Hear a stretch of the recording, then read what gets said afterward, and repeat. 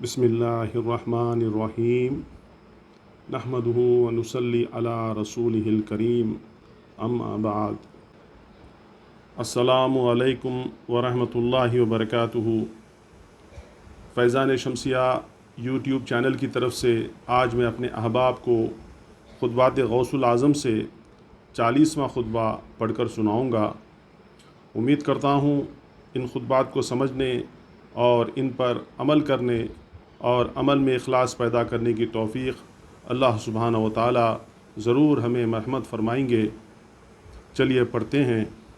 المجلس الموفع للاربعین یعنی 40ویں مجلس۔ پیران پیر غوث العظم دستگیر غوث الورا غوث العالمین حضرت سیدی ابو محمد محی الدین عبد القادر جیلانی رضی اللہ تعالی عنہ اپنے اس خطبے میں فرماتے ہیں، حضرت نبی کریم صلی اللہ تعالی علیہ وسلم نے ارشاد فرمایا، اذا اراد اللہ بعبدہ خیرا فخمہ فی الدین وبصرہ بعیوب نفسہ۔ جب اللہ تعالیٰ کسی بندے کے ساتھ بھلائی کا ارادہ فرماتا ہے تو اس کو دین کی سمجھ عطا فرماتا ہے اور اس کو اس کے نفس کے عیوب دکھا دیتا ہے۔ دین کی سمجھ نفس کی معرفت کا سبب ہے۔ جو کوئی شخص اپنے پروردگار عز و جل کو پہچان لیتا ہے تو وہ تمام چیزوں کو پہچان لیتا ہے، اور اللہ تعالیٰ کے لیے اس کی بندگی اور غیر اللہ کی بندگی سے رہا ہونا صحیح ہو جاتا ہے۔ جب تک تو اللہ تعالیٰ کو غیر اللہ پر اور اپنے دین کو اپنی خواہشات پر اور آخرت کو اپنی دنیا پر اور خالق عز و جل کو مخلوق پر ترجیح نہ دے گا، نہ تجھے فلاح ملے گی اور نہ ہی نجات۔ اپنی خواہشات کو دین پر اور دنیا کو آخرت پر اور مخلوق کو خالق پر مقدم کرنے میں تیری ہلاکت ہے۔ تو اس پر عمل کر، بے شک اللہ تعالیٰ تیرے ہر امر میں تیری کفایت کرے گا۔ تو اللہ تعالیٰ سے محجوب ہے، تیری دعا قبول نہیں۔ قبولیت تو حکم کی تعمیل کے بعد ہوتی ہے۔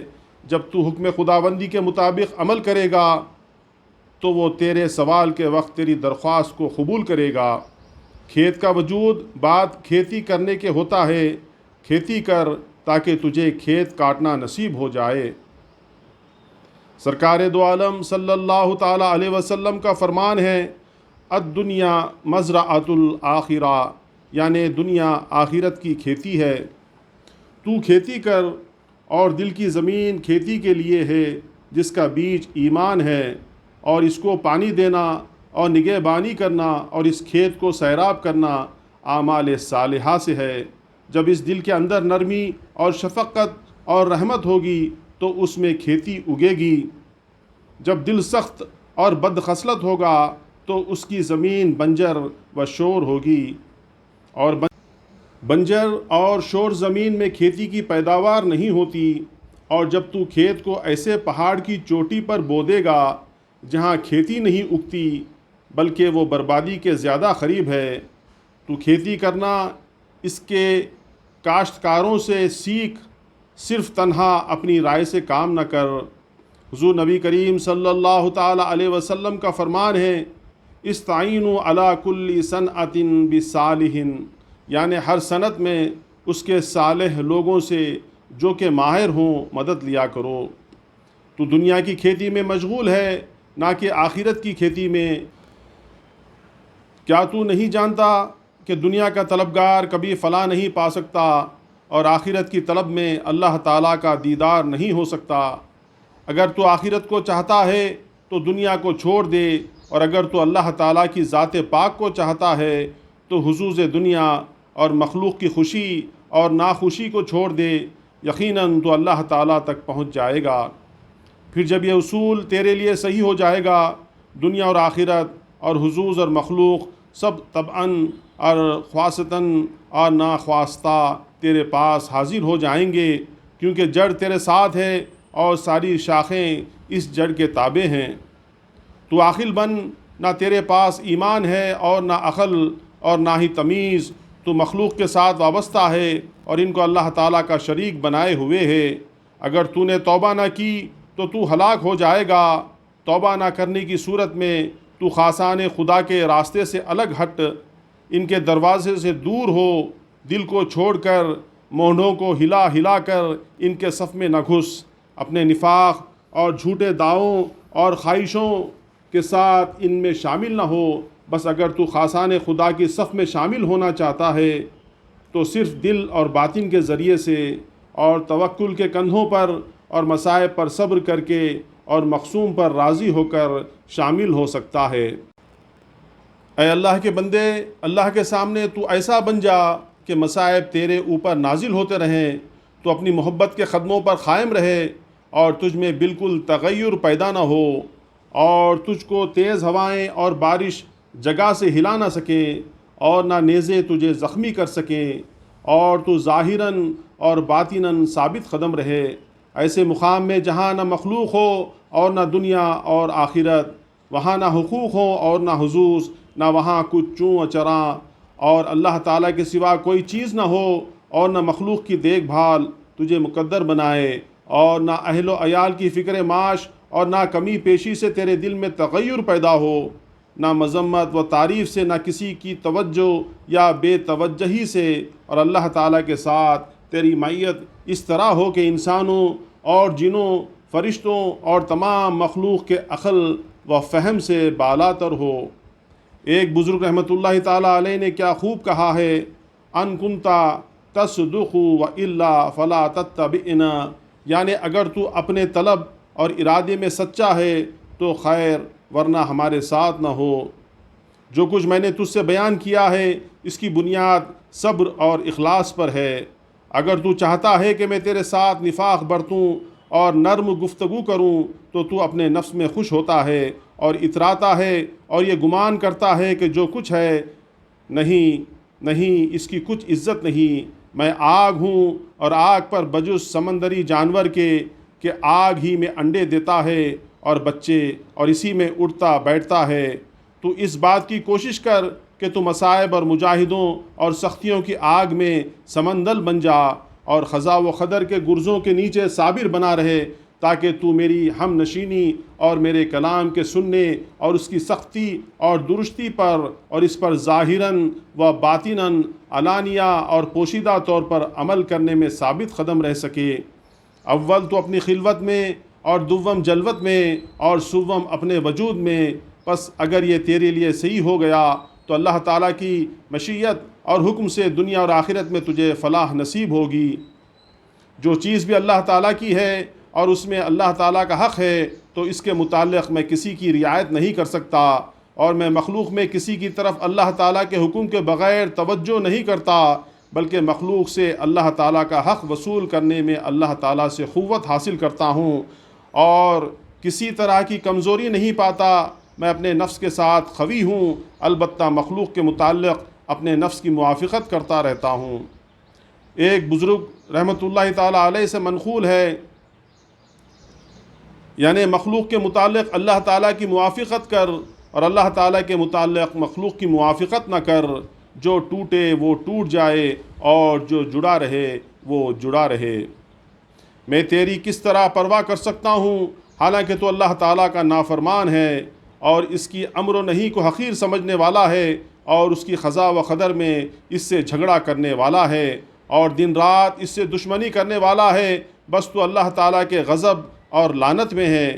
اللہ تعالیٰ اپنے کلام میں ارشاد فرماتا ہے، جس کا ترجمہ ہے، جب میری اطاعت کی جاتی ہے تو میں راضی ہوتا ہوں، اور جب میں راضی ہوتا ہوں تو برکت عطا کرتا ہوں، اور میری برکت کی کوئی انتہا نہیں، اور جب میری نافرمانی کی جاتی ہے تو میں غصے میں آ جاتا ہوں، اور جب میں غصے میں آ جاتا ہوں تو لعنت کرتا ہوں، اور میری لعنت 7ویں پشت تک پہنچتی ہے۔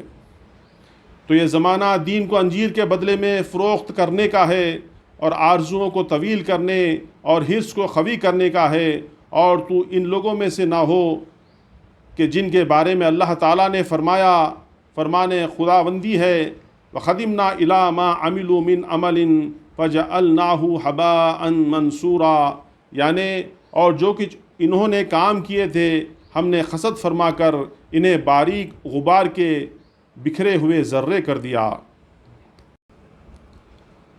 ہر وہ عمل جس سے مقصود اللہ تعالیٰ کی ذات کے سوا کوئی دوسرا ہو وہ مثل اڑے ہوئے غبار کی طرح ہے۔ تجھ پر افسوس ہے اگر تیرا معاملہ عام لوگوں سے پوشیدہ ہے تو خواص لوگوں سے پوشیدہ نہیں رہ سکتا۔ تیرا کھوٹ دیہاتی سے چھپا رہ سکتا ہے مگر صراف سے پوشیدہ نہیں رہ سکتا۔ جاہل سے تیرا حال چھپ سکتا ہے مگر عالم سے نہیں۔ تو عمل کر اور عمل میں اخلاص پیدا کر اور اللہ تعالیٰ کے ساتھ مشغول ہو جا اور بے نفع چیزوں سے شغل چھوڑ دے۔ تیرے نفس کے سوا دوسرے تو اسی مد میں ہیں جن سے تجھے کچھ نفع نہیں، بس اس سے مشغول نہ ہو۔ صرف خاص اپنے نفس کی اصلاح کر تاکہ اس پر غالب آ جائے اور اس کو ذلیل اور قیدی بنا کر اس کو اپنی سواری بنا لے۔ بس تو اس پر سوار ہو کر دنیا کے میدانوں کو خطا کر کے آخرت کی طرف پہنچ جائے۔ مخلوق سے قطع تعلق کر لے یہاں تک کہ خالق کی طرف پہنچ جائے۔ جب تو اس حالت پر پہنچ جائے گا اور قوت حاصل کر لے گا تو دوسروں کو بھی اپنے پیچھے بٹھا لے گا اور اس کو دنیا سے علیحدہ کر کے اللہ تعالیٰ کی طرف پیش کر دے گا اور حکمت کے لقموں سے اس کو نوالے دے سکے گا۔ تو سچی بات کو لازم پکڑ، تعویل نہ کر، تعویلیں کرنے والا دھوکے باز ہوتا ہے۔ تو مخلوق سے نہ ڈر اور نہ ان سے توقع رکھ کیونکہ یہ ایمان کی کمزوری کی علامت ہے۔ تو اپنی ہمت کو بلند کر، تجھے رفعت اور بلندی مل جائے گی۔ بے شک اللہ تعالیٰ تجھے تیری ہمت اور سچائی اور اخلاص کے مقدار پر عطا کرے گا۔ کوشش کر اور طلب کر، تجھ سے کچھ نہیں ہوتا، حالانکہ کچھ نہ کچھ ہونا ضروری ہے۔ اعمال صالحہ کر، اتنی ہی محنت و مشقت کر کہ جتنی رزق کو کمانے میں محنت اور مشقت کرتا ہے۔ شیطان عوام الناس سے اس طرح کھیلتا ہے جیسا کہ تم میں کوئی سوار اپنی گیند سے کھیلتا ہے کہ جس طرح وہ اپنے گھوڑے کو جدھر چاہتا ہے گھماتا ہے، اسی طرح شیطان آدمی کو جدھر چاہتا ہے چکر دیتا ہے۔ انسانوں کے دلوں کے گدھوں پر حملہ کرتا ہے اور جس طرح چاہتا ہے ان سے خدمت لیتا ہے۔ خلوت خانوں سے اس کو نیچے اتار لاتا ہے اور محرابوں سے باہر نکالتا ہے اور اپنی خدمت میں کھڑا کر لیتا ہے، اور نفس شیطان کے اس کام میں اس کی مدد کرتا ہے اور اس کے لیے اسباب مہیا کرتا ہے۔ اے اللہ کے بندے، تو اپنے نفس کو بھوک اور خواہشات اور لذات اور فضولیات سے باز رکھنے کے چابکوں سے مار، اور اپنے دل کو خوف اور مراقبے کے چابک سے پیٹ۔ استغفار کو اپنے نفس اور دل اور باطن کی عادت قرار دے، کیونکہ ان میں سے ہر ایک کے لیے علیحدہ گناہ ہے جو اس کے لیے مخصوص ہے۔ ان پر ہر حالت میں موافقت اور مطابقت لازم کر۔ اے نادان، جبکہ تقدیر کا رد کرنا، بدلنا اور اس کا مٹا ڈالنا اور اس کی مخالفت کرنا تیرے امکان میں سے نہیں ہے، بس تو اس کے خلاف ارادہ نہ کر، جبکہ تجھے وہی پہنچتا ہے جو وہ چاہتا ہے۔ بس تو ارادہ ہی نہ کر، جب تو کسی چیز کا ارادہ کرتا ہے اور پورا نہیں ہوتا، بس تو اس میں اپنے نفس اور دل کو مشقت میں کیوں ڈالتا ہے؟ سب کچھ اپنے خالق و مالک عز و جل کو سونپ دے اور اسی کی طرف رجوع کر اور توبہ کے ہاتھوں سے اس کے دامن رحمت کو پکڑ لے۔ بس جب تو اس حالت پر ہمیشگی کرے گا تو دنیا تیرے دل اور سر کی آنکھوں سے دور ہو جائے گی اور اس کی خواہشوں اور لذتوں کو چھوڑنا تیرے لیے آسان ہو جائے گا، اور نہ تو اس کے ڈنگ مارنے کی شکایت کرے گا اور نہ ہی ڈسنے کی، اور تیرے نفس اور مصائب کی تکلیف کا یہ حال ہو جائے گا جیسا کہ فرعون کی زوجہ حضرت آسیہ رضی اللہ تعالی عنہا کا حال تھا، یعنی صابر ہو جائے گا۔ جب فرعون کو اپنی زوجہ آسیہ کا مسلمان ہونا متحقق ہو گیا تو اس نے ان کو تکلیف پہنچانے کا حکم دیا اور ان کے دونوں ہاتھوں اور پاؤں میں لوہے کی میخیں ٹھونک دیں اور کوڑوں سے سزا دینا شروع کر دی۔ تو حضرت آسیہ نے اپنا یہ حال دیکھ کر اپنا سر آسمان کی طرف اٹھایا تو دیکھا کہ جنت کے دروازے کھلے ہوئے ہیں اور فرشتے ان کا جنت میں محل تعمیر کر رہے ہیں، اور ان کے پاس ملک الموت روح قبض کرنے کے لیے آئے اور ان سے کہا کہ یہ محل جنت میں آپ کا ہے۔ تو یہ سن کر حضرت آسیہ ہنس پڑی تو ان سے سزا کی تکلیف دور ہو گئی اور عرض کیا کہ اے میرے پروردگار، میرے لیے اپنے قریب جنت میں محل تیار فرما، بس اسی طرح تو بھی ایسا ہو جا، کیونکہ جو کچھ وہاں اللہ کی نعمتیں ہیں وہ تجھے تیرے دل اور یقین کی آنکھوں سے نظر آئیں گی۔ بس جو کچھ یہاں بلائیں اور مصیبتیں ہیں تو ان پر صابر بن جائے گا اور اپنی طاقت اور زور سے باہر نکل جائے گا، اور تیرا لینا دینا اور تیری حرکت و سکون سب اللہ تعالیٰ کی قوت و طاقت سے ہوگا۔ تو اس کے سامنے فنا ہو جائے گا اور اپنے تمام کام اس کی طرف سونپ دے گا، اور اپنے متعلق اور مخلوق کے متعلق اس کی موافقت کرے گا، نہ کہ اس کی تدبیر کے ساتھ اپنی تدبیر داخل کرے گا، اور نہ اس کے حکم کے ساتھ اپنا حکم چلائے گا، اور نہ اس کے اختیار کے ساتھ اپنا اختیار کو سمجھے گا۔ جو اس حال سے واقف ہو جائے گا وہ اس کی ذات کے سوا دوسرے کو طلب نہیں کرے گا، اور نہ اس کے سوا اس کو کچھ آرزو رہتی ہے۔ عقل مند شخص بھلا اس حال کی تمنا کیسے نہیں کرے گا، حالانکہ اللہ تعالیٰ کی مصاحبت اس کے بغیر پوری نہیں ہوتی۔ حضرت غوث اعظم رحمۃ اللہ تعالیٰ علیہ نے 14 رجب المرجب 545 ہجری بروز اتوار صبح کے وقت یہ خطبہ خانقاہ شریف میں ارشاد فرمایا۔ وآخر الدعوانا ان الحمد للہ رب العالمین۔ السلام علیکم ورحمۃ اللہ وبرکاتہ۔